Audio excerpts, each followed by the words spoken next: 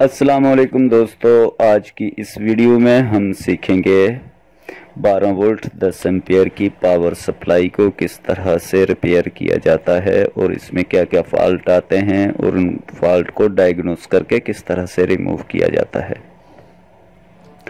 Video को skip मत कीजिएगा, वीडियो को शुरू से आखिर तक देखिएगा, क्योंकि वीडियो को जब आप स्किप करके देखते हैं तो उससे क्या होता है कि बहुत सारी चीज़ें जो हैं मैं अपनी इस वीडियो में जो कि मैं आप ही के लिए बनाता हूं, बहुत ईमानदारी से बनाता हूं, कोई चीज़ छुपाता नहीं हूं, किसी भी चीज़ को हिडन नहीं करता हूं, सब कुछ ईमानदारी से आपको बताता हूं। आप स्किप कर देते हैं, फिर आपको कुछ समझ नहीं आती है और फिर आप मुझे कमेंट करके कहते हैं कि जिब्रान भाई हमने आपके बताए हुए तरीके के मुताबिक किया मगर हमें उसका रिजल्ट नहीं मिला।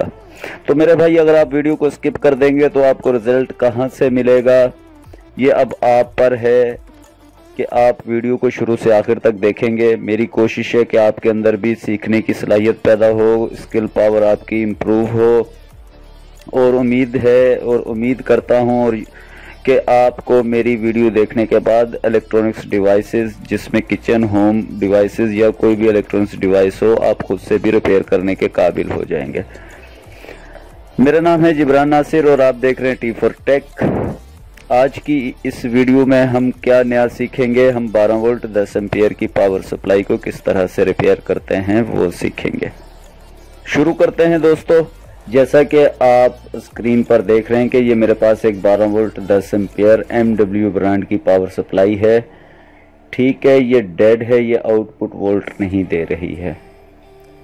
ये आप अच्छी तरह से, इसको मैं जूम करके भी आपको दिखा रहा हूँ कि इसमें 12 वोल्ट 10 एम्पियर की जो DC पावर सप्लाई है ये डेड है। इसका ब्रांड है MW का ब्रांड है, ये आपको मैंने जूम करके दिखा दिया है, आप अच्छी तरह से देख सकते हैं। ये डेड है, फॉल्टी है, आउटपुट वोल्ट नहीं दे रही। एक बात हमेशा जहन में रखिएगा कि अगर आप इस तरह की कोई भी पावर सप्लाई को रिपेयर करते हैं तो बहुत ज़्यादा एहतियात कीजिएगा। इसके कैपेसिटर को डिस्चार्ज करना मत भूलिएगा, वरना आपको इलेक्ट्रिक शॉक लगने का खदशा हो सकता है। कैपेसिटर को किस तरह से डिस्चार्ज करते हैं मैं वो आपको नेक्स्ट वीडियो के अंदर इंशाल्लाह से बताऊंगा। अभी हम इस पावर सप्लाई के स्क्रू को रिमूव कर लेते हैं। स्क्रू रिमूव करने के बाद ही हमें पता चलेगा कि इसमें क्या फॉल्ट है। बाज़ औक़ात क्या होता है कि फिज़िकली तौर पे भी हमें कुछ पार्ट्स जो हैं उनके बारे में पता चल जाता है कि ये फॉल्टी हैं, फटे हुए होते हैं या जले हुए होते हैं, ब्लास्ट या बर्न होते हैं, तो वो हमें पता चल जाता है। बहरहाल हम इसको डायग्नोस भी करेंगे और आपको मीटर का इस्तेमाल करना भी इंशाल्लाह से बताएंगे। पावर सप्लाई को रिमूव किया मैंने, जब इसके कवर को मैंने ओपन किया तो आप देख सकते हैं कि इसका जो कैपेसिटर है, जो प्राइमरी स्टेज में कैपेसिटर लगा हुआ है 180 UF या 220 UF, 400 वोल्ट या 450 वोल्ट में ये कैपेसिटर होता है। बहरहाल हम इसकी वैल्यू को चेक कर लेंगे। ये फटा हुआ है, ब्लास्ट हो गया है। दोस्तों, ये कैपेसिटर क्यों ब्लास्ट होता है? जब हम इसको 220 इन देते हैं, अगर ये अपनी एफिशिएंसी, अपनी सलाहियत कम दिखाता है तो उस सूरत में भी ये ब्लास्ट हो जाता है। और इसके साथ साथ हम इसका जो मेन 220 वोल्ट पे जो AC वोल्ट पे फ्यूज लगा हुआ है उसको भी चेक कर लेंगे। ये फ्यूज लगा हुआ है जो मैं आपको दिखा रहा हूँ, जूम करके दिखा रहा हूँ, जूम इन करके। ये फ्यूज को हम किस तरह से चेक करेंगे कि हम अपने डिजिटल मीटर को इस्तेमाल में लाएंगे। डिजिटल मीटर के डायल को हम हमेशा बजर और डायोड पर रखेंगे। यहाँ पर हम फ्यूज, ट्रांजिस्टर, रेजिस्टेंस और डायोड को बहुत आसानी से चेक कर सकते हैं, जिस तरह के मैंने इसको एडजस्ट किया हुआ है। आप जूम करके दिखा रहा हूँ, आप देख सकते हैं। अगर यहाँ पर इस मीटर की लाइट जो है वो ऑन हो जाती है, रेड लाइट ऑन हो जाती है और इंडिकेट करती है, तो उस सूरत में क्या है कि हमारा जो फ्यूज़ है पावर सप्लाई का वो फ्यूज़ ओके है। अदरवाइज अगर यहाँ पर जो लाइट अगर ऑन नहीं होती है, जो कि मीटर पे लगी हुई रेड लाइट है, अगर वो इंडिकेट नहीं करती तो हमारा जो है पावर सप्लाई का फ्यूज़ फॉल्टी है। आप देख सकते हैं कि लाइट ऑन हो गई और उसने इंडिकेट किया है। आप दोबारा से चेक कर लें तो ये फ्यूज जो है ये ओके है, 100% ओके है, इसमें कोई फॉल्ट नहीं है। अब हम इसको पीसीबी को जो है वो ओपन करके केसिंग से बाहर निकालेंगे। हम ये स्क्रू जो मैं आपको जूम करके दिखा रहा हूँ, ये स्क्रू जो हैं हम पीसीबी के सर्किट के स्क्रू ओपन करेंगे। इनको ओपन करने के बाद हम पीसीबी सर्किट को केसिंग से जुदा कर देंगे। मैंने ये स्क्रू रिमूव कर दिए हैं, मगर ये पीसीबी जो है ये केसिंग से अलग नहीं होगी। उसकी वजह यह है कि यहाँ पे जो एफईटी ट्रांजिस्टर और जो डबल डायोड लगे हुए हैं उनको जो हीट सिंक से मिलाया हुआ है, जिस पट्टी के थ्रू, वो पट्टी भी हमें उसके स्क्रू को भी ओपन करना पड़ेगा। हम वो स्क्रू ओपन करेंगे तो उसी सूरत में ये जो है पावर सप्लाई का जो सर्किट है ये केसिंग से अलग बाहर निकलेगा, क्योंकि इसके अंदर हम इस कैपेसिटर को रिप्लेस नहीं कर सकते हैं, क्योंकि इसके पॉइंट और पीसीबी का जो बैक का हिस्सा है वो केसिंग के अंदर है। इसी तरह से इस पट्टी को भी हमने इसके स्क्रू को भी ओपन करना है।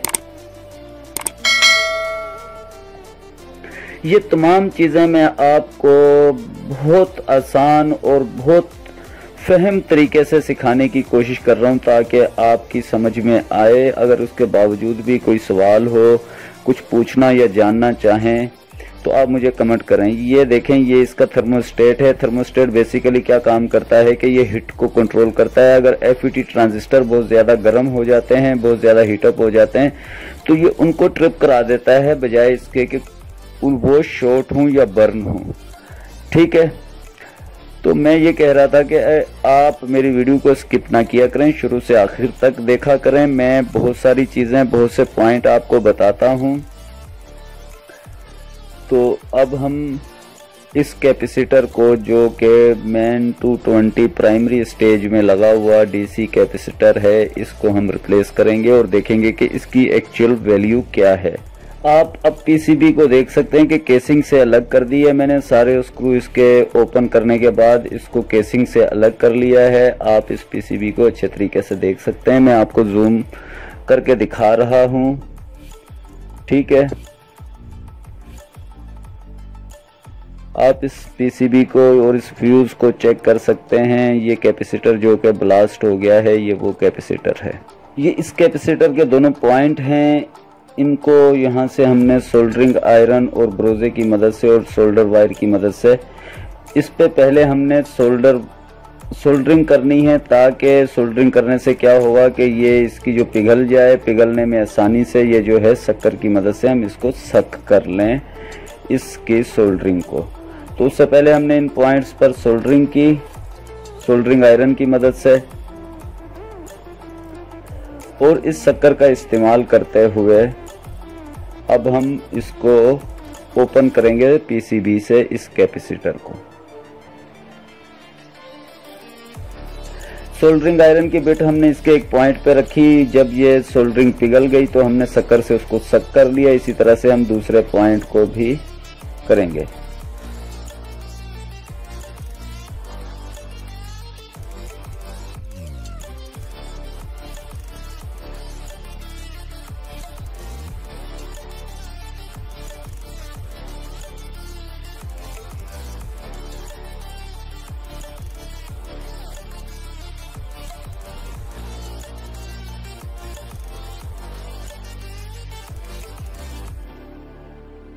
ये कैपेसिटर हमने ओपन कर लिया, ये आप देख सकते हैं। ये कैपेसिटर था, जूम करके आपको मैं दिखा रहा हूँ। ये कैपेसिटर इसका जो कि ब्लास्ट है। फिजिकली तौर पे हमें सिर्फ यही कैपेसिटर ही नज़र आ रहा है जो फटा हुआ है, जो ब्लास्ट है। ठीक है, हम सबसे पहले इसे रिप्लेस करेंगे और फिर इसको सीरीज लैंप पे चेक करेंगे।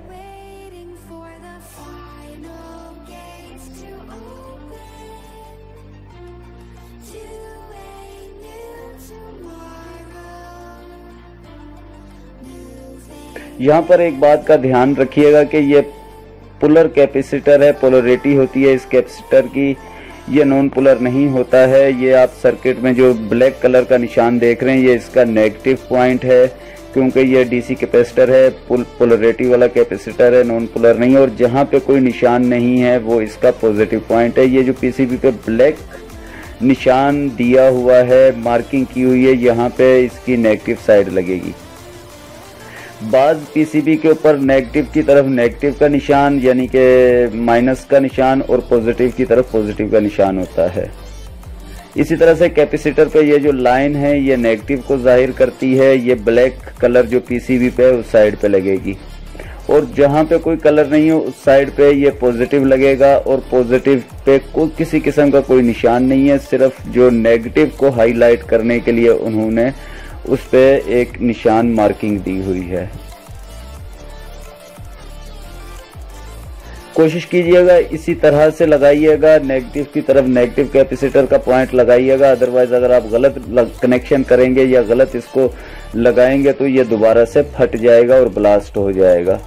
उल्टा मत लगाइएगा इसको, नेगेटिव पर नेगेटिव। जो पीसीबी पे ब्लैक निशान है वो इसका नेगेटिव है, और जहाँ पे कोई निशान नहीं वो इसका पॉजिटिव है। मैंने इसके लिए जो कैपेसिटर निकाला है वो 450 वर्किंग वोल्ट और 220 यूएफ यानी माइक्रो फैराड का है। और इसका अपना जो ब्लास्ट था वो 400 वर्किंग वोल्ट और 180 माइक्रो फैराड है। इससे कुछ नहीं होता। ये यहाँ पे 40 माइक्रो फैराड जो हैं वो ज़्यादा हैं और 50 वोल्ट ज़्यादा हैं। इससे कोई इशू नहीं आता है, बल्कि इसकी जो सलाहियत है, एफिशिएंसी है, वो ज़्यादा हो जाती है। अगर हम इसको वैल्यू को कम कर देते हैं, जैसे कि 400 की जगह पे हम वोल्ट को कम कर देते हैं, माइक्रो फैराड को कम कर देते हैं, तो उस सूरत में इसकी सलाहियत एफिशिएंसी कम हो जाती है, स्टोरेज कैपेसिटी कम हो जाती है, जिसकी बिना पे ये ब्लास्ट भी हो सकता है। अगर हम ज़्यादा वैल्यू का लगा लेंगे, जैसा कि मैं लगा रहा हूँ, बारहा हमने लगाया है, इसको तजर्बे में भी लाए हैं, बेहतरीन परफॉर्मेंस आती है, किसी किस्म का कोई इशू नहीं बनता है।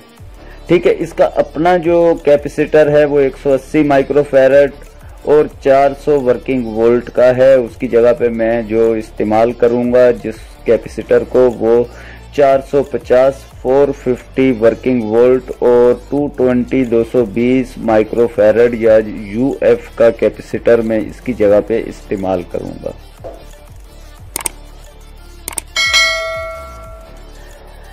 एक बार फिर से याद दहानी के लिए आपको बता दूं कि ये इसकी नेगेटिव साइड है। नेगेटिव साइड को नेगेटिव साइड पे ही लगाना है, जैसा कि पीसीबी पर ये ब्लैक कलर का निशान दिया हुआ है। यहाँ पे कोई निशान नहीं है, इसलिए इसको पीसीबी पे जिस साइड पे कोई निशान नहीं है वहीं पे लगाएंगे। नेगेटिव जो है हमेशा ब्लैक निशान पर ही लगेगा, जो कि इस कैपेसिटर का नेगेटिव है। आप अगर इसको उल्टा करके लगाएंगे तो सूरत में क्या होगा कि ये ब्लास्ट हो जाएगा, इसलिए गलत साइड से मत लगाइएगा। ये आप इसको चेक कर सकते हैं कि मैंने जो पीसीबी पे जो ब्लैक निशान था उसी तरफ इसके कैपेसिटर की धारी को रखा है। अब हम इसको सोल्डरिंग करेंगे। जो कैपेसिटर हमने लगाया है उसी तरह से ब्रोजे की मदद से और सोल्डरिंग वायर की मदद से हम इसको सोल्डर करेंगे। ब्रोजा बेसिकली क्या काम करता है कि ये सोल्डरिंग के अमल के अंदर जो है बहुत दारोमदार होता है इसका, और बहुत मदद करता है सोल्डरिंग करने के लिए। इससे जो है हमारी सोल्डरिंग भी साफ होती है और परमानेंटली जो है सोल्डरिंग होती है, इसमें कच्चापन नहीं रहता, जिसको आम लफ्जों में हम कह सकते हैं कि पक्की सोल्डरिंग होती है, क्योंकि ये पिघलने में बहुत ज्यादा मदद देता है ब्रोजा सोल्डरिंग वायर को पिघलने में। क्योंकि आपको पता है कि सोल्डरिंग वायर हमारे पास यहाँ पे पाकिस्तान में खालिश नहीं होती है, इसमें जो है लेड का बहुत ज़्यादा इस्तेमाल किया जाता है, टिन बहुत कम इस्तेमाल होता है जिसे कलई कहते हैं या सीसा। तो अगर इसमें हमारे पास अगर 70% या 80% टिन का इस्तेमाल हो तो उसमें ऑलरेडी ब्रोजा होता है, तो हमें ब्रोजे की ज़रूरत ना पड़े। कैपेसिटर को मैंने सोल्डरिंग कर दिया है।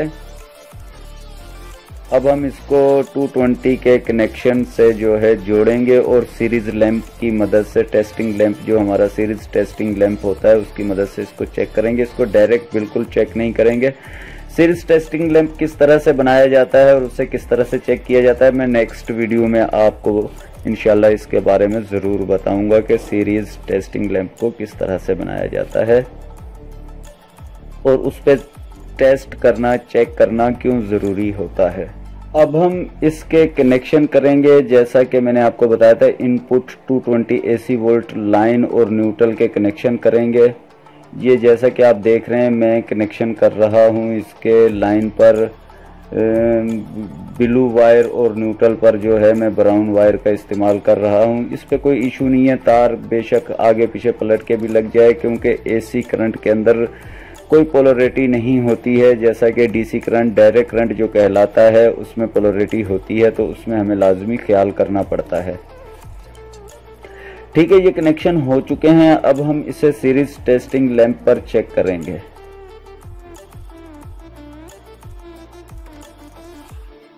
एक बार से ये फाइनल चेकिंग कर रहा हूं मैं। देख सकते हैं कि कैपेसिटर बिल्कुल ठीक लगा है अपनी जगह पे। ब्लैक की साइड पे ब्लैक नेगेटिव साइड लगी है। सोल्डरिंग भी हमारी बेहतरीन हो चुकी है। आपस में कोई चीज़ शॉर्ट तो नहीं है, वो भी हम चेक कर लेते हैं कि कोई पॉइंट जो सोल्डरिंग के दौरान कुछ शॉर्ट तो नहीं हुआ है। वो सब कुछ परफेक्ट है। यहाँ पे एक चीज़ और आपको बताता हुआ चलूँ कि अगर हमारी ये पावर सप्लाई ओके हो जाएगी तो ये जो ग्रीन लाइट है जिसको मैं आपको जूम करके दिखा रहा हूँ, ये इसकी ग्रीन लाइट जो है ये ऑन हो जाएगी।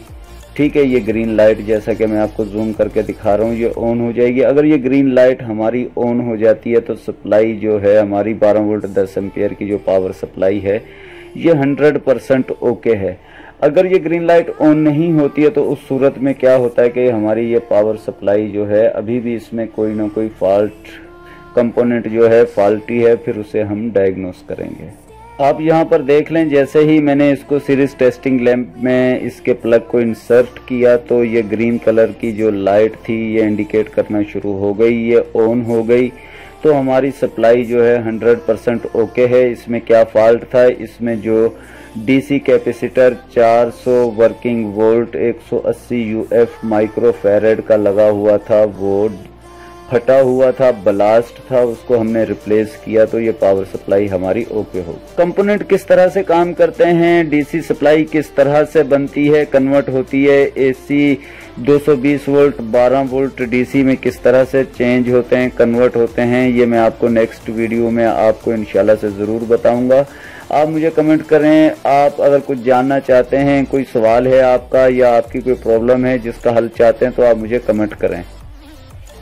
अब हम इसके आउटपुट वोल्ट को चेक करेंगे। इसके लिए हमें क्या करना है कि अपने मीटर को, जो कि हमारा डिजिटल मीटर है, इसके डायल को हमने एडजस्ट करना है DC 220 वोल्ट पर।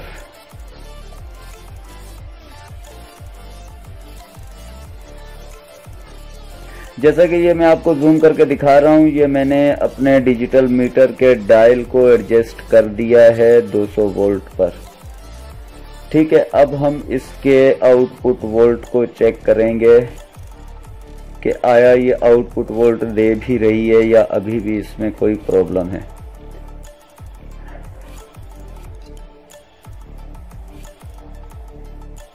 मैं इसको थोड़ा सा जूम करके आपको दिखाऊं ताकि मीटर की स्क्रीन आपको नजर आ जाए डिजिटल मीटर की, और उसके ऊपर जो रीडिंग आए वो आप उसको बहुत आसानी से देख सकें।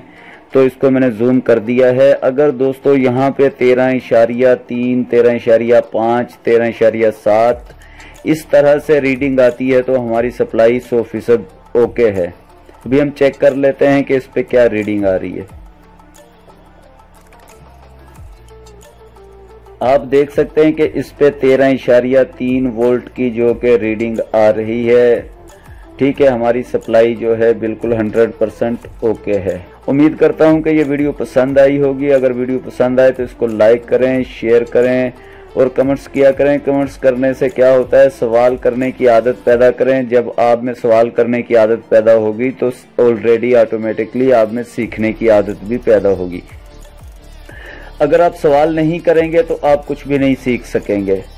तो सवाल किया करें, कमेंट्स किया करें। मैं आपके कमेंट्स का इंशाल्लाह से आपको ज़रूर जवाब दूंगा। मेरी वीडियो को शेयर कीजिए, लाइक कीजिएगा, कमेंट्स कीजिएगा और मेरे चैनल को सब्सक्राइब कर दें ताकि इस तरह की इंफॉर्मेटिव वीडियो आपको मिलती रहें।